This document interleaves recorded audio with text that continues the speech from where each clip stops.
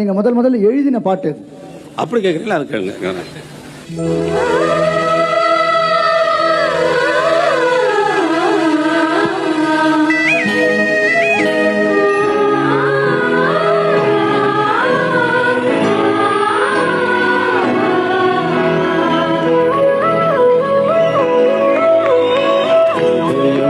ஒரு கோயில், அதில் உதயம் ஒரு பாடல்.